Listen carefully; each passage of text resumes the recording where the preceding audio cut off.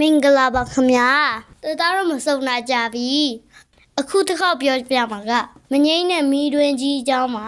တက်မင်းနစ္စတန်နိုင်ငံက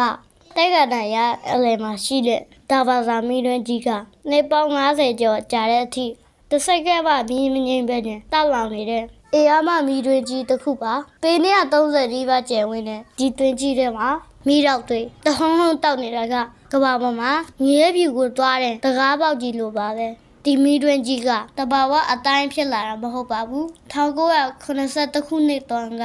ဆိုဗီယက်အင်ဂျင်နီယာတွေကဒီနေရာမှာတဘာဝတန်းငွေရှာရင်မြေပြင်ပြိုကျသွားပြီးတော့တန်းငွေတွေထွက်လာပါတယ်အဲ့ဒီတန်းငွေတွေကိုလူတွေရောအန်ရမပေးအောင်ဆိုပြီးအင်ဂျင်နီယာတွေကမီးရှို့လိုက်ရကနေရနိုင်ငယ်တွင်ငိမ့်သွားမယ်လို့ထင်ရပေမဲ့အယောစရာကောင်းအောင်လို့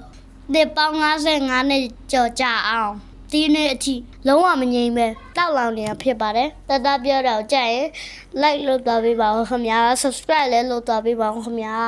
ကျေးဇူးပါခင်ဗျာ bye bye